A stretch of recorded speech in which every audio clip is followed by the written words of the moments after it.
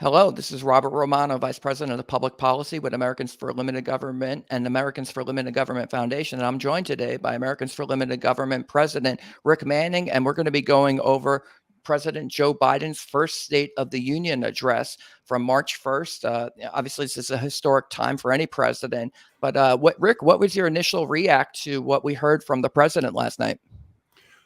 I was really struck by how incoherent the planning was. Not incoherent in terms of Biden's presentation, because while he had stumbles and people want to focus on that, that happens. That's not that's just misreading the teleprompter. But I was struck by, this is supposed to be a coherent message for looking forward about where he wants to take the country, taking credit for whatever he wants to take credit for the past year. And instead, what we got was a jumbled mix of garbage. And it was there were a lot of sound bites, but a lot of it didn't actually go together. And it was really kind of striking that in one second, and we'll talk a little bit about specifics, but in 1 second, he could be talking about inflation and wanting to tackle inflation. And then the next second, he could be talking about 10 things that were inflationary and have absolutely no idea, no mental grappling that those two things were inconsistent, incongruent, and they can't go together. It kind of made the Republican response a lot easier, particularly on the inflation stuff, although there's not much of a good answer for Joe Biden on inflation. And actually that takes us right to our first clip. So why don't we move over to the president and hear what he had to say last night at the State of the Union. Here is Joe Biden on inflation. And with all the bright spots in our economy, record job growth, higher wages, too many families are struggling to keep up with their bills. Inflation is robbing them of gains they thought otherwise they would be able to feel. I get it. That's why my top priority is getting prices under control. Look, our economy roared back faster than almost anyone predicted, but the pandemic meant that businesses had a hard time hiring enough people because of the pandemic to keep up production in their factories. So you didn't have people making those beams that went into buildings because they were out. The factory was closed. The panic also disrupted the global supply chain. Factories close. When that happens, it takes longer to make goods and get them to the warehouses, to the stores, and prices go up. Look at cars last year. 1/3 of all the inflation was because of automobile sales. There weren't enough semiconductors to make all the cars that people wanted to buy. And guess what? Prices of automobiles went way up, especially used vehicles as well. Well, yeah, I'm not hearing you, Robert. That was Biden on inflation. Thank you. I forgot to unmute myself. And explaining that the semiconductor shortage, he says that's the reason for the inflation. What do you think about that, Rick? Well, there's so much wrong in what he said that it's hard to bring it all together. But yes, the supply chain problems are part of the inflationary cycle because there's too many dollars chasing too few goods and services. That is true. What is not true is that you can account for in the 7.5% inflation, it's a 5-time increase over what it was when Biden took office, 500% increase in inflation since Biden took office. That is the sole reason. Supply chain isn't just the semiconductor chips, which are a direct relationship to our over dependence on China for virtually everything. But it's also about the fact that we have ships sitting off ports in LA and in Long Beach, California. About 40% of our imports come through those two ports. And we have a record number of ships sitting off ports. We've had that occurring for half a year now. But what the Biden administration's response is, well, tell the ships to wait further out at sea so nobody can see them from the shore. And as a result, they aren't really there. That's actually been their response. The response hasn't been, let's fix the underlying problem, which is that California passed legislation, which makes it so independent truckers can't actually get and pick up loads in California and carry them elsewhere or even within California. So they lose a lot of their trucking ability out of California due to California state law. Been very easy for the Department of Transportation to sue the state of California, get that law overturned based on the Commerce Clause, Oh, yeah. and effectively move forward and get those problems solved. This administration turned a blind eye, said, no, we're not doing it, because the unions that supported the law, which made it so independent truckers couldn't pick up things in California, are an important part of their constituency, and the rest of us are not.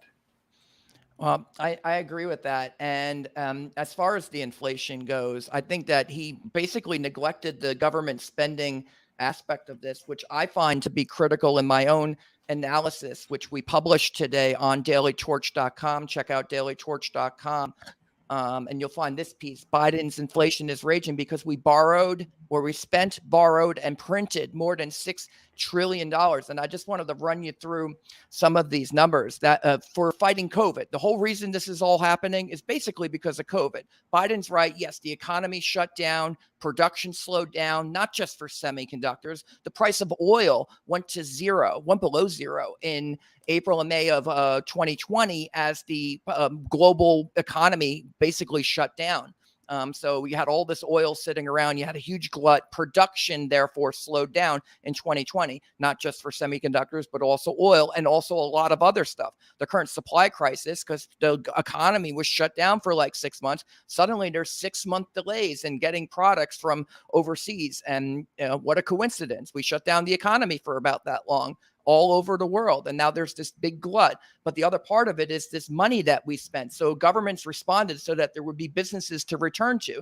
There was massive stimulus spent. It included $2.2 trillion on the CARES Act. That was in 2020, $900 billion in December of 2020 on phase 4, $1.9 trillion stimulus under Biden in 2021. And then finally, the $550 billion of additional infrastructure spending. As a result, the national debt's almost increased by $7 trillion to now more than $30 trillion. And the Federal Reserve has monetized half of that, increasing its shares of U.S. Treasuries to a record of $5.57 trillion. And then finally, the M2 money supply, this is what the Federal Reserve uses to measure it, has increased to its highest level ever at $21.8 trillion. And that was an increase of $6.3 trillion. So we spent $6 trillion, we printed $6 trillion, we borrowed $6 trillion. Is it any wonder why we're seeing massive inflation right now? I don't think there's much more analysis to it. And then as far as the semiconductors go, I quoted McKinsey and Company at the World Economic Forum, and they said, quote, automakers cut their chip orders in early 2020 as vehicle sales plummeted when demand recovered faster than anticipated in the second half of 2020. The semiconductor industry had already shifted production lines to be demand for other applications. Since then, I note semiconductors producers have been struggling to catch up to that demand, but then so is everyone else. That's why, oil hasn't raised its level of production to the extent necessary to prevent $90 a barrel on oil pre-Ukraine invasion. And now we're going to be pushing 110, 120, 150, 200. Who knows how high the price of oil will go. And that's to me, Rick, that's the most inexplicable part of Biden's State of the Union. He had a massive opportunity to really follow Germany's lead and kind of casting the Green New Deal aside, even temporarily, to show leadership and solidarity with Europe. Yeah, we're going to boost oil and gas exports. We're going to increase oil and gas drilling in order to not only fight inflation, which is a great benefit for American families who are struggling to make ends meet right now. Biden's right. They are getting robbed blind, but it's because of his policies to spend too much. He proposed trillions of more spending in this speech alone. He wants portions of Build Back Better in its full might would be $3 trillion additional on top of that, 7.5% inflation. Even if you take out the auto sales, that's still north of 5% inflation. In either way, we're having the highest inflation since 1982. Did you know that nominal gross domestic product grew at over 10% last year? And then when you adjust for inflation, it comes down to a little over 5%.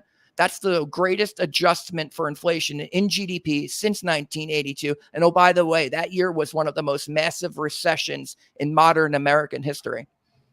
Yeah, Robert, I want to really focus on the energy piece of it because a lot of people are focusing on it. But this is, and it overlaps into what we're going to talk about next, which is Ukraine. But here's the simple fact. The Biden administration has made it so it is not profitable to drill in America, to drill new wells. It is not profitable.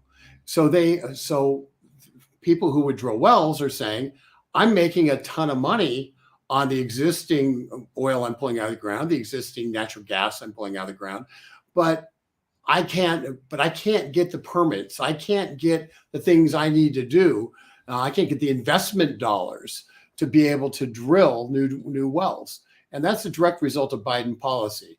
What's more, places that are almost ready to go up in Alaska and elsewhere are literally being fought in terms of opening up those locations for drilling. The Biden administration is fighting them tooth and nail from being able to be opened up. So what we have is a Biden administration that is fighting at every turn against domestic energy production. And on the other hand, they're sitting there and going around hat in hand to the Saudis and elsewhere saying, please increase your energy production. They're going to Iran and trying to do a deal with Iran. So they'll have energy production out, oil out on the marketplace. They've gone around the world and say, open up your strategic oil reserves around the world so we can have additional oil dumped on the market from people's strategic oil reserves. All of those things are temporary stopgap measures that have little effect. What has an effect is when we sit there and we increase our production and we offset the 500,000 barrels a day that we're taking in from Russia. We offset that with domestic production. That's what actually makes sense. That's what can be done. Some people have talked about the Keystone XL pipeline, and I see that Cindy Jo Garrison mentions that in the comments. And one of the challenges on the Keystone XL pipeline is simple. The people who were building the Keystone XL pipeline, when Biden pulled the permit and said he's not supporting it, those people said, then we're not building it. And they walked away from the project and are now suing the Biden administration, the U.S. government, and others for their failure to keep faith with contracts that had been signed and agreements that had been made. So we don't even have a contractor now in terms of doing the Keystone XL pipeline. And so what was on the books for being relatively the most of the hurdles overtaken, now effectively a new contractor would have to come in, or the old contractor have to come in and start somewhat afresh. So yeah, Joe Biden killed the Keystone XL pipeline, and make no mistake about it. And as a result, it's not the easy fix that people think it is, because it's no longer really on the books as an active project. And it's just one thing that people don't realize. Joe Biden's actions against the Keystone XL pipeline had consequences, and they were big time consequences. And he owns that. The gas prices you are paying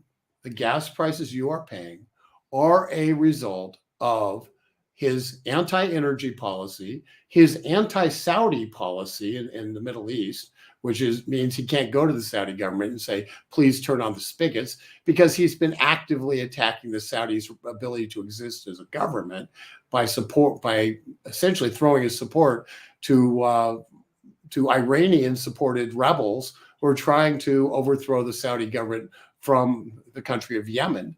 And so we have all sorts of different things that are going on.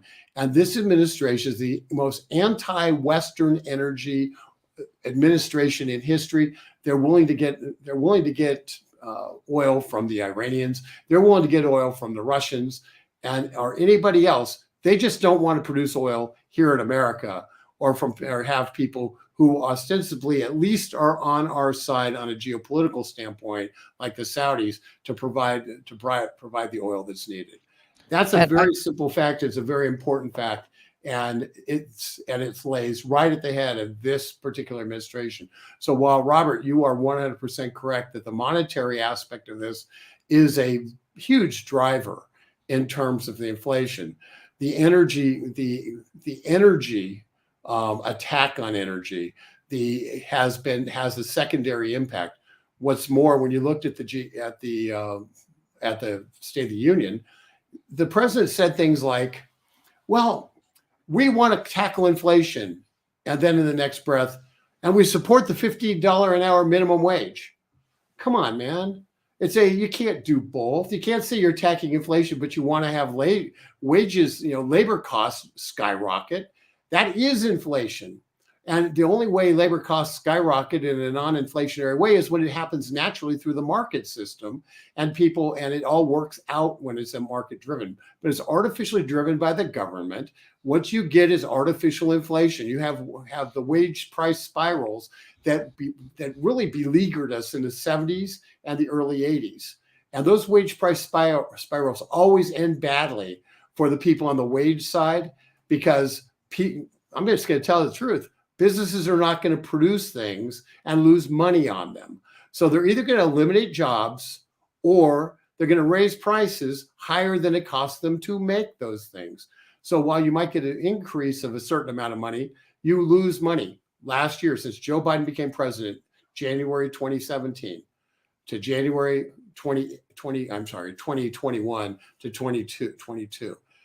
Here's what's happened. The average wage, the real wage, has gone down by 1.3%. That's because the inflation rate is higher than the wage increases. That's wage inflation. That's a disaster. And once this wage it's actually up to 1.7%. Yeah. Once the wage price spiral jumps and once that starts happening and gets into gear, it is extremely difficult to break it. And the way it was broken in the early 80s was a severe recession that was, for those of us who lived through it, was pretty terrible.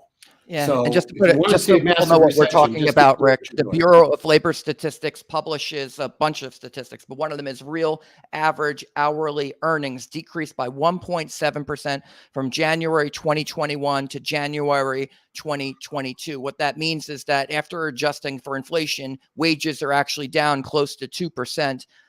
We have handicap here. Wind and solar are a grift. Do you know what they do with all the huge windmill blades trashed? Thousands of them. They bury them in mass graves. Someone said AOC has a PhD in engineering, BSME, 40 years practice. Thank you, handicap. Yeah, and I think that, wind and solar obviously didn't work out for Texas. They hadn't increased thermal capacity in more than a decade. And then you had a big ice storm, and they didn't have their coal and natural gas plants. Some of the components and everything were freezing, and so they didn't have enough of it. Germany has the same problem you do Green New Deal, as you take coal and in their case nuclear offline, which doesn't even emit carbon, but just kind of don't bother trying to wrap your head around that. Anyways, they're getting rid of coal and nuclear, and they want nothing but natural gas. This creates huge dependence on Russia. And so while OPEC, Saudi Arabia could certainly increase oil production, we have a lot of natural gas here. And so the other piece that I would encourage everyone to check out at dailytorch.com is how higher oil and gas prices will fuel Russia's war. The U.S. and OPEC need to speed up production of both oil and gas to combat inflation and to preserve that's something which can't be overstated.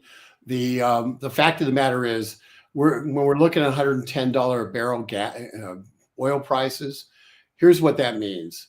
It means that Vladimir Putin is making a fortune off of his number one export, which is oil and natural gas. He is making a fortune off of it.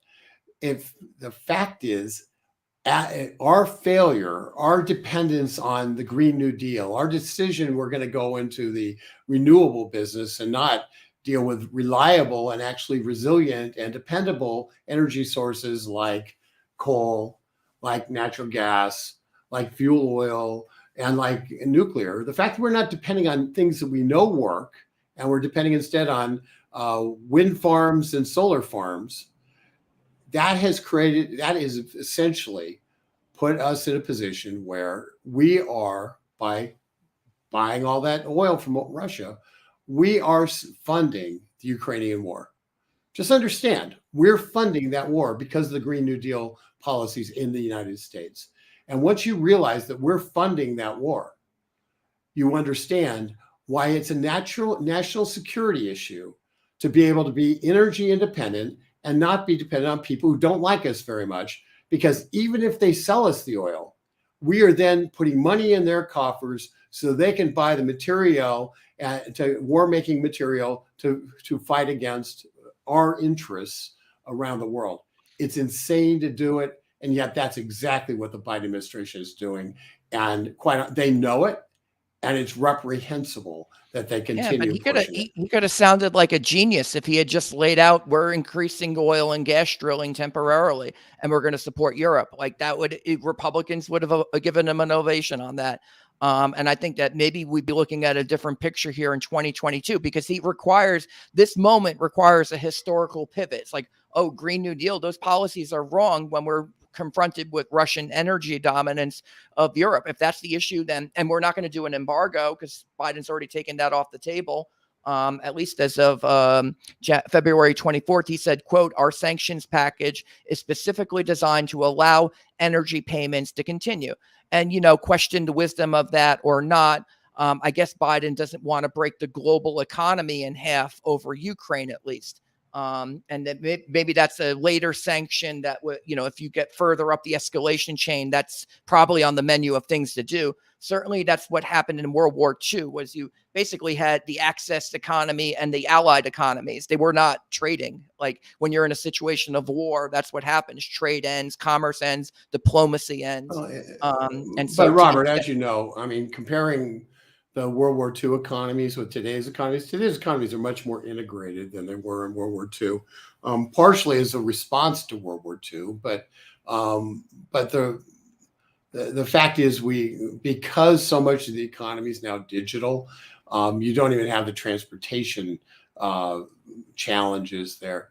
And because the markets, like the oil market, is a world market, rather than being kind of a country to country sale market, it's a lot more. It's really hard to do an oil embargo against a country now, where it was relatively easy to shut down.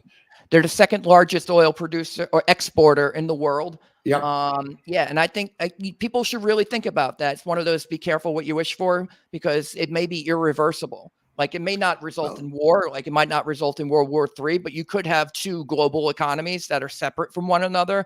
And I guess the Russian access would include China and North Korea and Iran. And it would have, lots of agriculture, lots of energy. And I think enough of its own kind of self-sufficient economic resources to kind of just go its own way. Like they could go their own way. We could split the economy in half that way. It's possible.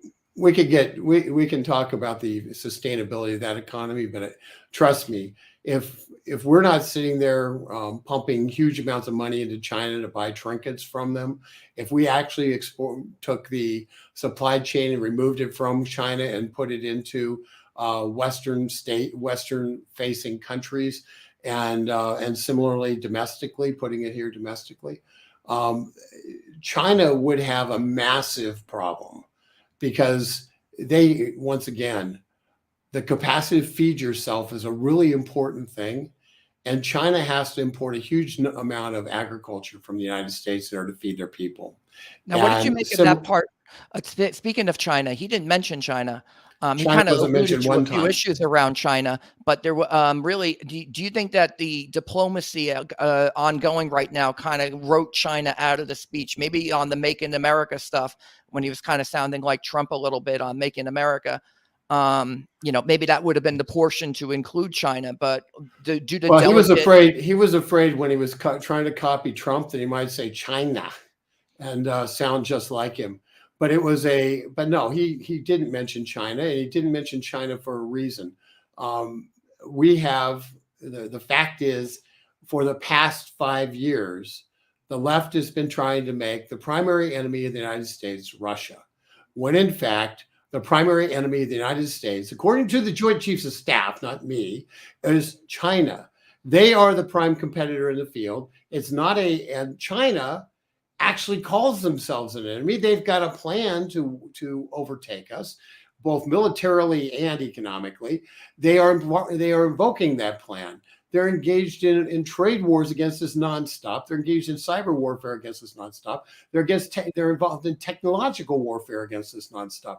And yet, the President of the United States couldn't bring himself to mention the word China.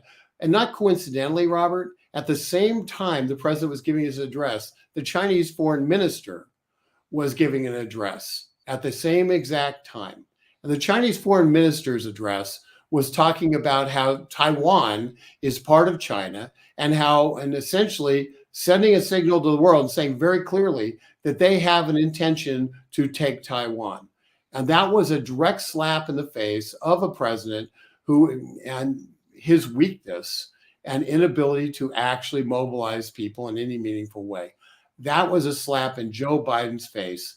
It hasn't been covered much, but I was sitting in a meeting today with China experts who were talking about this and what it really means. And folks, buckle up, because if you think Ukraine's ugly, wait until you see what's coming. Now, that was the worst part of this whole invasion. I don't want to say hype, but the precasting, the forecasting of the invasion. I really questioned the wisdom of that at the time, especially if the intelligence was real, because he was forecasting what the U.S. response would be. I think under Trump, you had strategic ambiguity about what we would do if Russia had gone into Ukraine. But here was Biden explicitly saying, not only do we believe an invasion is coming, we weren't going to do much about it. We were going to do sanctions. And we were going to put up trade walls and barriers and knock people out of the banking, or, we were going to do non-military. And then he explicitly took military force off the table. And then in that context, you think about China and Taiwan. I mean, it was like, well, what are you going to do next? You're going to forecast China's plans to potentially take over Taiwan and then advertise a higher steel tariff. In response, we're going to raise tariffs on China if they take over Taiwan. And they're saying, oh, wow, let's get started immediately.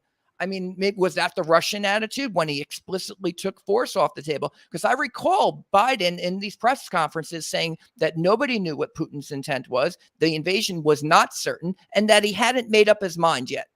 And then he went out and said that we're not going to do anything. Well, maybe we were better off. Maybe we weren't going to do anything. Maybe Trump was bluffing. Or maybe, you could just say, like, don't tell them what you're going to do, because if you take the credible threat of force off the table to an aggressive nation, they're going to take advantage of that every day of the week when it's advantageous. Yeah, there's a couple of points on that. And I that's, first of all, 100% true. Strategic ambiguity is important. There's a reason why we don't take first strike nuclear potential off the table, because you want the people who are your potential enemies in the field to believe that you are willing to use nuclear weapons against them before they launch. And when you're dealing with tactical nukes in the field and the like, it's extraordinarily important. That's why it's so dangerous. It's why it's so dangerous. But people have to understand that it's not a deterrent if they don't think you'll use it. And so the whole deterrence of the whole deterrence value is that they think you'll use it. That's why Putin has been nuclear saber rattling. Because that's also why Reagan and Gorbachev negotiated the INF treaty, so you wouldn't have nukes that could be shot, and there would be no time to really respond either diplomatically or even to assemble your own nuclear forces in time before the target was struck. They were. First strike is very much on the table, because we withdrew. In my view, we unfortunately withdrew from that treaty. It wasn't being enforced anyways, but to me, that's like, oh, that's the nuclear deterrent. The nuclear deterrent doesn't work, in my view, with short-range weapons, because there's no time to shoot them down. There's no time to, even though they're in the air, before you're being struck by those targets. And so we have a few things going on here. There's a lot of challenges. Let's go. Yeah, there's a couple of things I wanted to address in the chat. First thing I wanted to address was we were talking about. Well, let's go going one by back one. to renewable. I want to go back to renewables just quickly. Here's the fact about renewables. Yes, we've got graveyards of massive wind blades for wind energy that have been retired and don't decompose.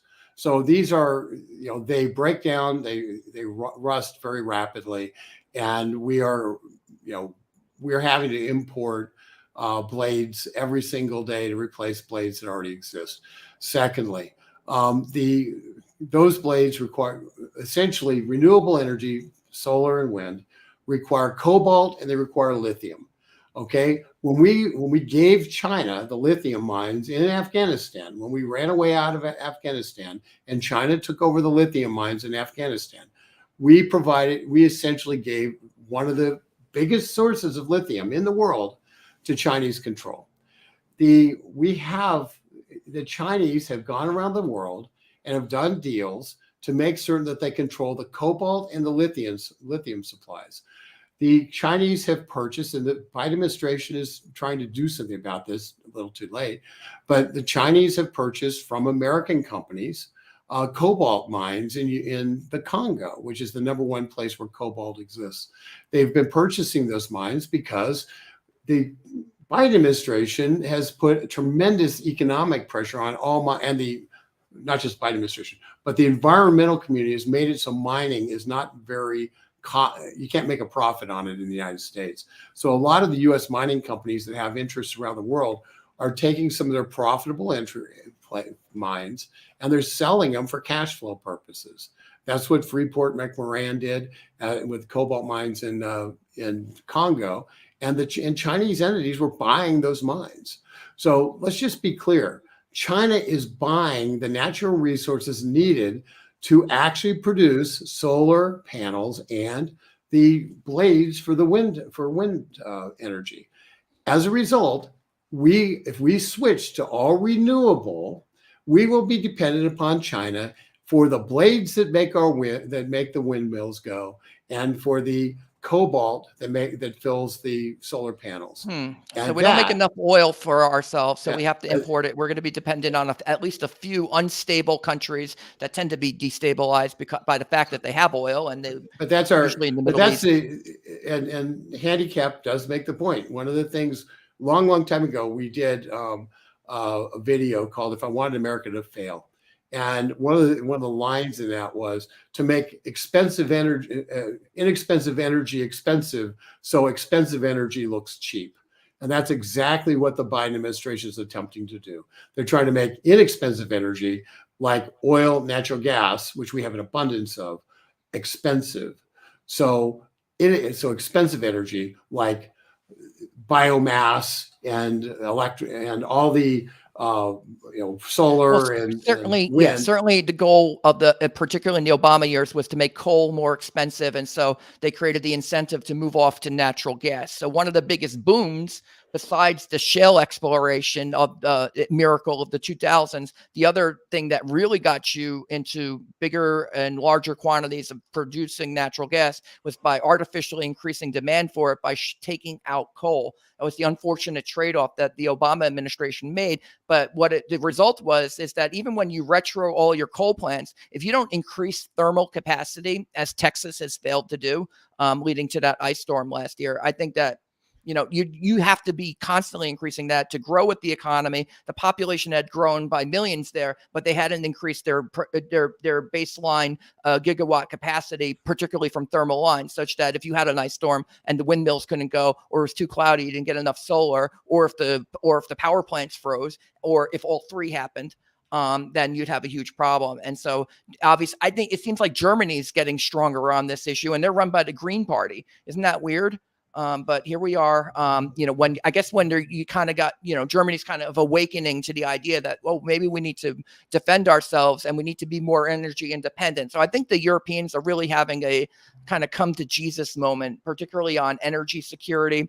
And I do see that kind of, I thought Biden was actually, because of the reality there, he didn't get to do his Green New Deal stuff in that speech, because that would have been catastrophic, to not do drilling, to not do gas, and then to emphasize all that green stuff. So he just kind of, he emphasized it by just alluding to Build Back Better stuff, which we know includes a lot of Green New Deal components, a lot of subsidies, green subsidies. That's what he's pushing for. And it's like, well, yeah, the solution's right in front of us right now. All we have to do is double our current exports of natural gas, and you could completely offset Russia. And now we have to produce about 6 trillion more cubic feet a year. That's how much we'll have to produce. So we do have a drilling problem, and there's that's more than we're even leasing on, getting off federal lands right now. So if you were to get it off all federal, you'd have to more than double that. The private sector, I think, is getting about as much out of the ground. So it really would take a national effort, something that the federal government could absolutely facilitate in this dire crisis that we find ourselves in, which I do find very similar to kind of the pathway, what brought America into World War II. We could talk about that some other time, though. I think that there's a lot going on right now that we could do to get better prepared. Europe's starting to get into that mindset. I think energy independence is absolutely the thing to emphasize. And we have a great opportunity to put a lot of pressure. This is for you and the audience, to put pressure on the Biden administration and Congress not to do Green New Deal stuff, but rather to just postpone that stuff. If you're a Democrat, look, we know you're not going to change your mind about that. But in the short term, can we do Europe a favor here and start exporting more? And Well, yeah, can we do ourselves a talk favor to Saudi for a change? Arabia, because Saudi Arabia, they have a strategic interest, I believe, in not having Russia, knock around oil markets like this. They could completely offset what Russia's doing on the oil side. We can take care of the gas. 100%. And reestablishing, this is one of the missing points we've talked about before, but the fact is we've gone to war with Saudi Arabia. We've stopped, we've taken away sanctions from people who are trying to overturn the Saudi government. We've denied them the use of Patriot missiles by not providing resupply of basic Patriot missile batteries. So we've actually created environments for the Saudis where we are viewed as having switched sides and no longer a reliable ally for the Saudis. So when we go to the Saudis and we say, gee, we've got a problem, would you please increase oil production? The Saudis say, well, why should we do that for you? You're busy trying to help the Iranians have hegemony in the area at our expense. So that's the reality. That's where we are in geopolitical. I think that about a month ago, that factored in. I think the invasion probably changes the some of that invasion equation. Changed. I don't know that the invasion has changed because Saudi Arabia hasn't turned on the spigots yet. Okay, I hear you. Let's just be honest. If they wanted to, they could turn on the spigots right now. Wouldn't you appreciate it? Well, yeah, but why would they do that for us? Because they would do it for their top customer, Europe. No, they won't. But they'll do it when it becomes in their geopolitical interest to do it. And when we're the ones who can help meet that geopolitical interest by giving them what they want. And that is the ability to actually defend their country against terrorists who are being funded by the Iranians, and the Iranians who are getting the money to fund the terrorists from America. So let's just be very, very clear. The Saudis are not unsophisticated. They know what's happening. They know what side we've taken in Middle East. It's about time that Joe Biden get his head out of wherever it is and understand that when you sit there and you try to take down the number one oil provider in the world, and you do so very transparently, everybody knows it, don't expect them to do you any favors. So that's the reality. Oh, by the way, Saudis kind of by not pumping more oil, they're doing just fine at $110 to $120 a barrel. Thank you very much. They're making money hand over fist. I did want to get to one thing it's a little bit off, but that is in the notes because Prolific Invention has been putting stuff up. One, Azov in Ukraine is an openly white supremacist neo-Nazi paramilitary group that virtually runs the country. Okay. We've written about that. Robert's written about that issue in the past. If you want to talk about the cause of the Civil War there in 20. Hold on, Robert, yeah. Hold on. Here's what we know. I haven't written about that group though. Is a small paramilitary group based in the Sea of Azov that has been incorporated into the overall defense forces of the Ukrainian government. President Zelensky, did not represent either party.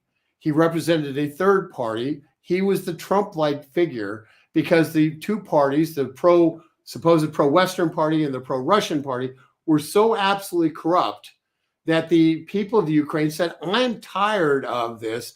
And they elected Zelensky by a 70% margin.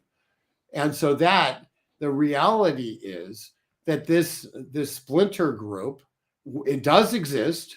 They are part of the Ukrainian defense forces.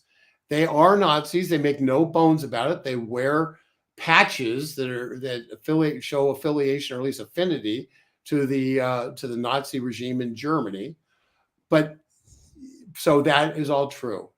What's also true is Ukraine has been one of the most corrupt places in the world for many, many, many years.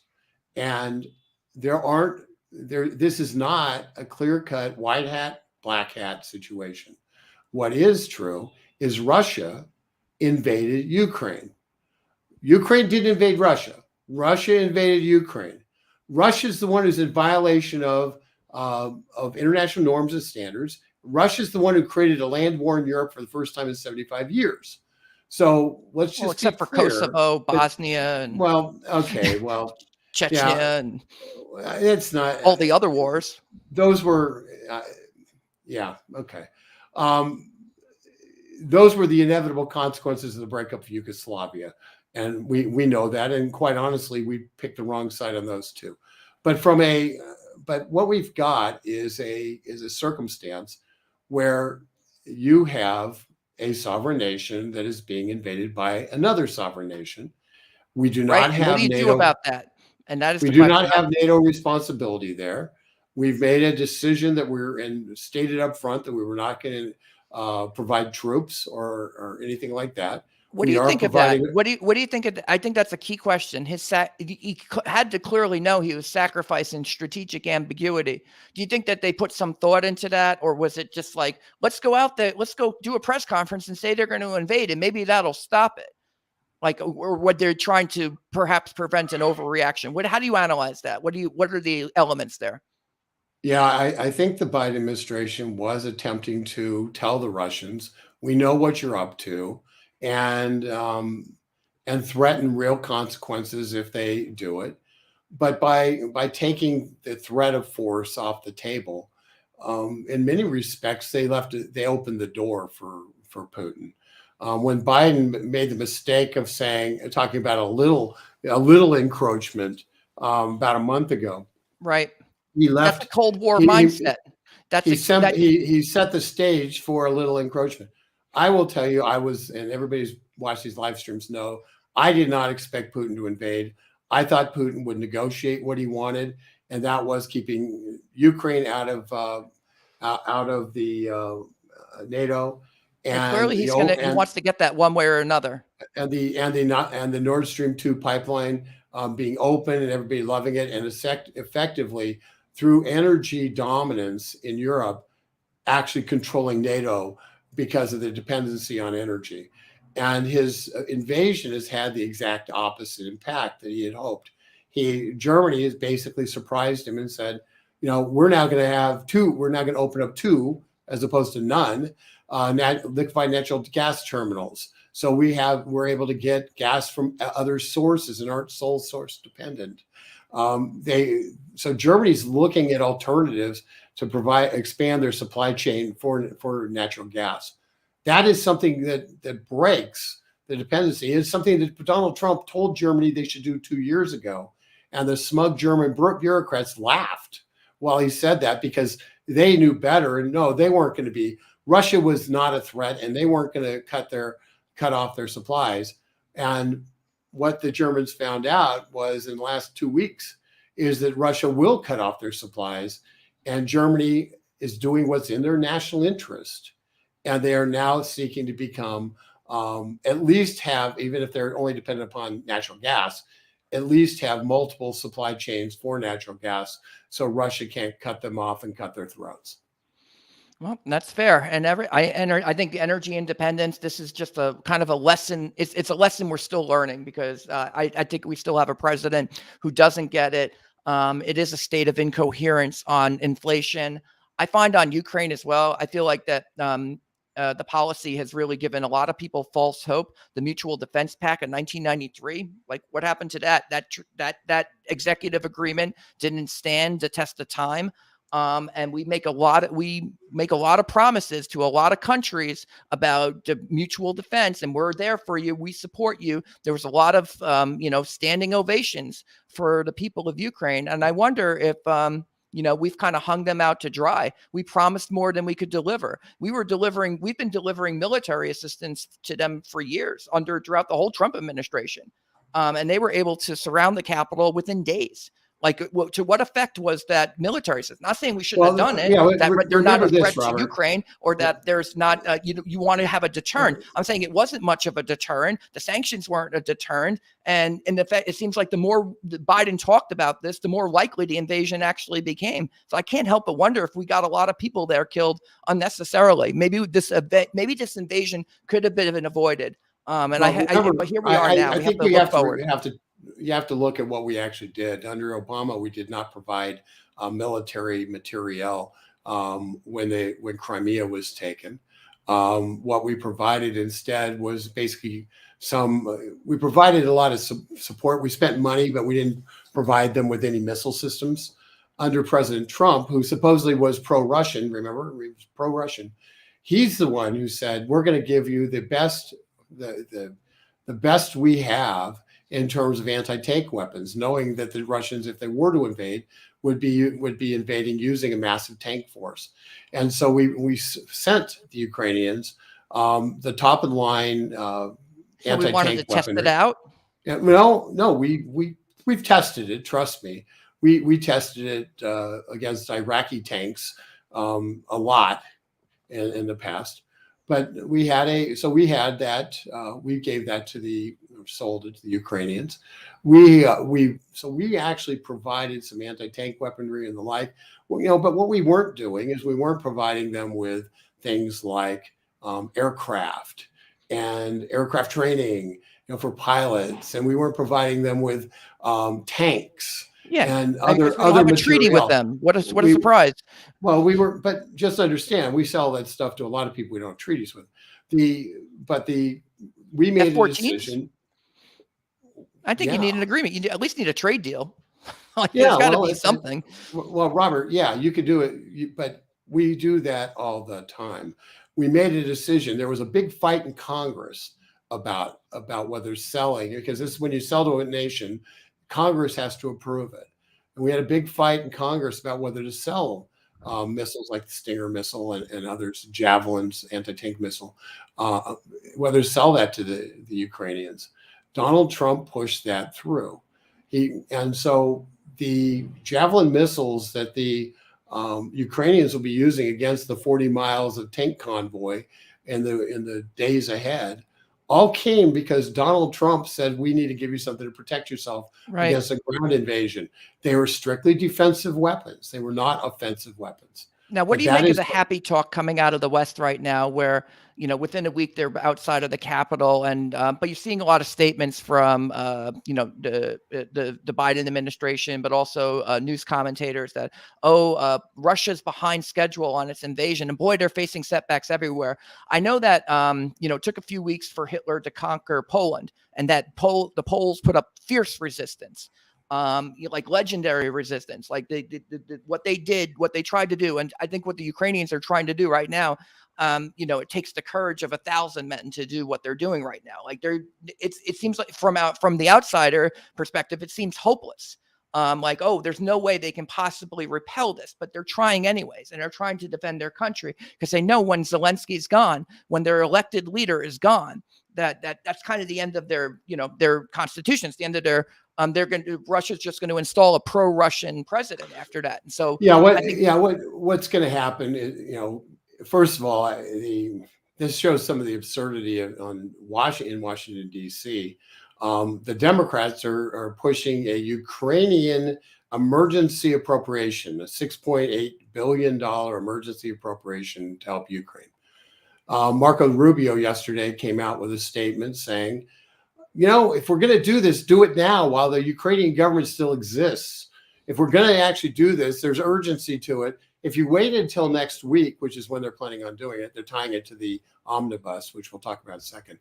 They're tying it to the omnibus to try to force Republicans to have to vote for the omnibus, because if they don't, they'll be voting against a Ukrainian emergency measure that, in fact, will be passing too late to actually help the Ukrainian government survive. It's very cynical. So And I think, yeah, we're just throwing at that point. You might be throwing good money after bad. Like, are we even sending them the right kinds of weapons? It seems like they're about to wage a huge guerrilla campaign after the Capitol falls, and that they'll just be fighting a civil war for the next 10 or 20 years, however long it goes on. And I will. I don't even. It doesn't seem there's a connection between what's going on the ground and policy in Washington. But that's not surprising, because a lot of this is window dressing, as you've noted. It is window dressing in politics, but understand that Congress wants to say, "Oh, we did something," and Congress, as we know, doesn't do anything fast, and then it takes a long time for the executive branch to actually implement anything Congress wants to do. Well, so I mean, how are you going to even secure these weapons? It's not really an ideal circumstance to be able to have to do something in short term. But what we do know is this. We do know if Congress authorized the sending material, then we have material near the front lines, in Poland, in Germany, that we can in fact maneuver into Ukraine pretty rapidly once it's allowed to be deployed. Doesn't mean we're deploying people, but we can send stuff, and that's if you have to rely on Congress to do something to actually meet an emergency, guess what? The emergency is over before Congress is able to do anything. Well, yeah, it looks like impotence, but I just have to say, like, throughout the whole Cold War, we never, put our forces from West Germany into East Germany. Right. Like we, as a matter of policy, every single president was avoiding that conflagration because they knew it would go nuclear. And I wonder if our leaders today have that same reluctance. I worry about that sometimes. I think it goes to deterrence. I just wanted to play one more clip from the speech, Sure. which I thought was actually the president's strongest motive. Here he is talking about Ukraine and what was going on in the country and what our deterrent is, the collective response of NATO. But let me be clear. Our forces are not engaged and will not engage in the conflict with Russian forces in Ukraine. Our forces are not going to Europe to fight Ukraine, but to defend our NATO allies in the event that Putin decides to keep moving west. For that purpose, we have mobilized American ground forces, air squadrons, ship deployments to protect NATO countries, including Poland, Romania, Latvia, Lithuania, and Estonia.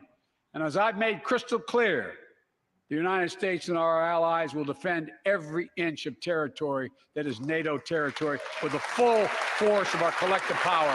Every single inch.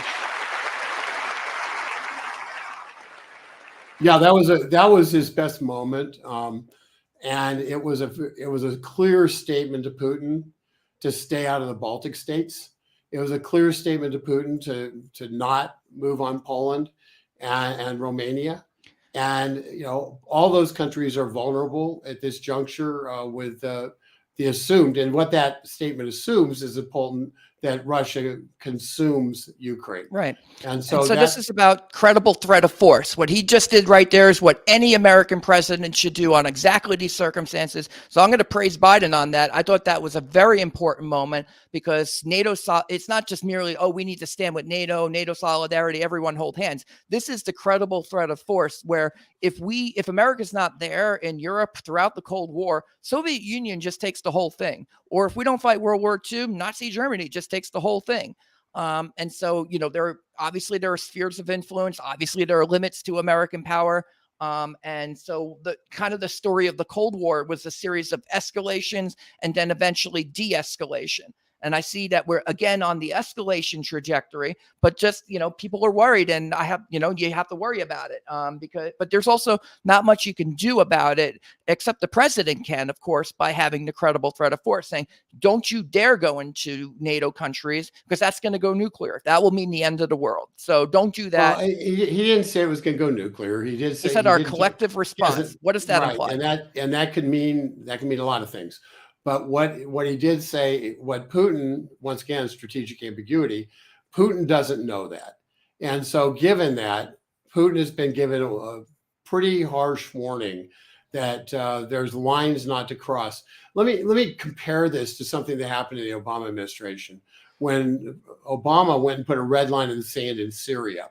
And Hillary Clinton famously was talking about enforcing a no-fly zone in Syria, and which directly pitted U.S.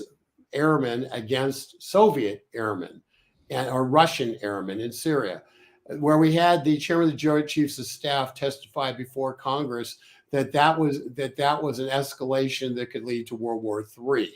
It was the kind of it was a stupid policy. Only Hillary Clinton would come up with that one. The cavalier use of red lines in the sand in Syria that Obama set up, that Hillary campaigned on wanting to enforce in 2016, that Hillary said was proof that, because Donald Trump was against doing that, Hillary said was proof that he was somehow a Russian agent. The fact is that was irresponsible policy. What Biden she deserved did, that Jay-Z ad, by the way. You are not going to find me say this very often, but Biden was 100% right by making it very clear that we're going to keep our treaty responsibilities. And he said that not just for Putin's ears, because he said that for Xi's ears as well, because we have same treaty responsibility with Taiwan. And that's actually Carter withdrew from that treaty in the late 70s. Well, we still have the treaty responsibility with Taiwan because we keep saying we do. Whether Carter, that's the false hope. Here's what we have in Taiwan. We have the Japanese who are pledged to defend. We got the Australians who are pledged to defend. We will not be able to stand on the sidelines under those circumstances. Yeah, India will come in, Australia will come in, Japan will come in, and we'll be there. We'll be right there. We have a carrier group in the South China Sea right now. So let's just be clear. If China decides they're going to try to take Taiwan, there will be full massive engagement. And Xi needs to understand that. He needs to hear it clearly, because it will not be Ukraine. Although Xi's trying to put it in the same terms as Putin did and justify the taking of Taiwan, it will not be the same, and he will and it will be a bloody decision by Xi if he attempts to take Taiwan. And so ultimately, I think there's a lot of intent there. I will see. Hopefully, Xi will hear that, and it will dissuade him. Biden's saying that, though. You're saying it, but you're not the president. It's the president. I think he is saying that. I think he definitely is saying that. And if Xi's not hearing that, then Biden needs to say it again. He needs to say it very specifically as relates to Taiwan. If he goes off, I don't know. Last time he was in this situation with Ukraine, and he told the world exactly what he was going to do. That country had a very much shorter lease on life after that. So maybe it would be better off if he didn't say anything. If he doesn't have anything, if he's not going to do anything, don't say anything at all. Robert, if he's not going to do anything, then he should keep his mouth shut. But it's playing a pretty dangerous game, having a carrier unit in the Sea of China at this particular moment, when the Chinese will have to assume that carrier unit is going to engage, and in fact, and as a result, would be highly likely to engage in attacks on that carrier unit as a preemptive move against Taiwan to take enemies off the map. So let's just be real. We're projecting power into the Sea of China right now with an intent to dissuade China. You do not project power unless you have a willingness to use it. And if you are projecting power with no willingness to use it, you are putting our sailors and airmen on those ships in grave danger without allowing them to pull the trigger to fight. And I point to Ukraine. We had troops there. We had troops there just a month ago in Ukraine doing all the training and delivering the equipment and all of that. And so I think that, we've been playing with fire in Ukraine. We're probably, I don't want to say we're playing with fire because it's not a game in the South China Sea. The millions of people's lives are at stake. I just hope that, the president needs to maintain the credible threat of force. I think we outlined where he basically ceded Ukraine in that speech last night, and he ceded it before the invasion even took place. He ceded it before the invasion. He invited Putin to go into Ukraine for all intents and purposes. And so the deterrence of potential force being used against Putin was gone from beforehand. Yeah, and how many dominoes fall now? How many countries will fall because of that lack of ambiguity? And would it have happened anyways? We'll never know the counterfactual. And we're coming up on an hour, Rick. So do you want to get the last word here? Yeah, what we do know is that there is the United States has made it clear that what's happening in Asia is more in our interest than what's happening in Europe. The Europeans have the capacity to engage in any kind of European war that would occur, and and through NATO and the like. We have a problem. We've built our armed forces. We used to have to be prepared for a 2-front war. We're prepared for a 1.5-front war now, and that means you have to put priorities into place. And everything we're hearing out of the Joint Chiefs and others is that our priority is Asia, and that's the war that we're most concerned about. That's the one we've been preparing for, and quite honestly, that's the one that we don't know. We don't know what the Chinese have in terms of armaments and the effectiveness of their armaments, and as a result, there's a lot of unknowns there.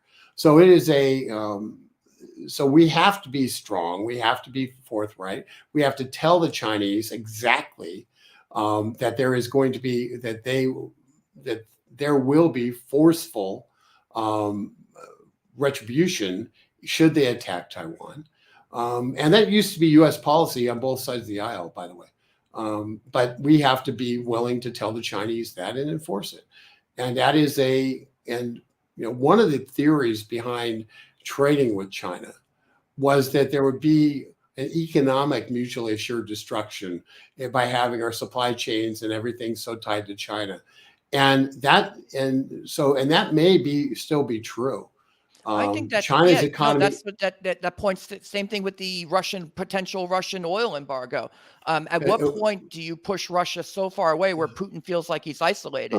I look at Zelensky calling for a no-fly zone over his country, knowing it would mean war between the U.S. and Russia, and so maybe he'd get to live for another week. And then what would that mean for the rest of the world? He's once his personal safety or the safety of his country is in danger. Look at what presidents do. Presidents have an incentive. His job is to protect his country. His job is to protect his country. Right. Every president's That's his job. I have no problems problems with him saying, if you really want to save us, have a no-fly zone. I also have no problems with the American president looking at it and saying, that's not in America's interest and we're not going to do it. So that's what do you do with the nuclear power, the aggressor, in this circumstance when they've already started invasions? What if they do go into the Baltic states? Is that just the end of the world? Well, you assume everything goes nuclear. Everything doesn't necessarily go nuclear. So So Biden won't protect NATO? He doesn't have to go nuclear to protect NATO. Okay. So that is the assumption that you have to use nuclear weapons under those circumstances is a false one. But the main thing that happens is Russia at that juncture ends up everything that you can throw at Russia gets thrown. But you don't have to go nuclear in that instance, because once you go nuclear, it's a point of no return. It's irreversible. And I don't think Biden has the fortitude to go nuclear. And quite honestly, I don't think he should under those circumstances. But I do think that any attempt by Russia to take any of the states that Biden mentioned, which are the next dominoes after Ukraine, the amount of force that it would be met with would be significant. And given the fact that Russia has 80% of their land army right now engaged in Ukraine to take Ukraine, they really they have a really hard time then mobilizing all that northward to take the Baltic states. So understand, Russia is fully and totally militarily committed to taking Ukraine. I've seen some analyses that suggest that a wider scale European war is not on the menu. You would know that by the size of the forces. And even the Ukrainians were questioning the size of the force to, quote, mount a full-scale invasion. Clearly, it was enough to mount a targeted invasion, though. And I guess we'll see how it plays out. The 40 miles of tanks constitute 80% of their tanks. Okay, so they have deployed in Ukraine with the intention of taking Ukraine. Or taking the capital and those eastern provinces, and but everything in between is kind of wide open. I think they're looking at a 10-year guerrilla war, civil war, if they do. There's no doubt they're looking at a massive guerrilla war for a long period of time. You'll have a lot of attrition, and at some point, Putin is going to, the people of Russia don't feel as though they were under threat by Ukraine, and as Russian soldiers aren't coming back from Ukraine, from their deployment, Putin's going to have a domestic problem. So there's lots of things that are going on. There's lots of world challenges. I just think that ultimately, as a last word, ultimately, we have a responsibility to be to not tell whether or not we're going to engage in military or otherwise. We certainly have a responsibility not to give open doors to countries. Say, if you invade here, we won't care, but if you invade here, we will. That's a stupid policy. I think Biden was right to reassure NATO. He reassured Poland. He reassured Romania. He reassured the Baltic states, and he reassured Germany, and he reassured France, and Great Britain. So that's a great thing that in that regard. Peace through strength. I think that is the way. But you can't. But the fact is, it's really hard to do peace through strength when your track record is one of somebody who cuts and runs when things get tough. And that's the track record that was shown in Afghanistan. And ultimately, all of this is a direct fallout of Biden's failure in Afghanistan and is abandoning American people and abandoning our allies. And a lot of those people in Europe were sitting there, had forces in Afghanistan that they had to scramble to get out because Biden didn't communicate with them about his withdrawal plans either. And left them high and they didn't even try to protect the withdrawal, like just ceding the Air Force base. That's what, and the Taliban were taking control of the entire southern portion of the country. The civil war was raging. At that point, the Afghan security forces, with some air cover, might have been able to hold the Taliban back, such that when we would have been able to have time to get the civilians out. Instead, we were pulling the military out before the civilians. Never made any sense. Biden didn't mention it in the State of the Union. No, hey guys, we're at an hour and 7 minutes now. Too many minutes. This was a 20-minute call deal, and we went an hour and 7. So, and folks, what you just heard is Robert and me sitting in my office talking about this kind of stuff, going back and forth and agreeing and disagreeing and just push and pull in terms of trying to figure out what the right answer is. So I hope this little window into how we kind of fight through and try to think through different policies has been helpful to you. And we just appreciate each and every one of you for viewing. Thank you very much. And tell a friend, spread the word. And folks, look in your emails. We're going to have an alert going out on the defund the vaccines tonight. There's stuff happening right now. The Republicans are trying to did a show vote today on it in the Senate. It tells us that they are scared that unless they tell the people that they're against vaccine mandates, they're going to have political consequences. And what we're going to remind them is, unless they actually defund the mandates, they own the mandates. So pay attention to your inboxes, and when you get them, spread the word. We have to stop the vaccine mandates from being funded by the Republicans in the Senate. Yeah, and so this is Robert Romano, Vice President of Public Policy with Americans for Limited Government, Foundation, and I'm joined with Americans for Limited Government President Rick Manning. Hit that subscribe button, ring the bell for notifications, and have a good evening.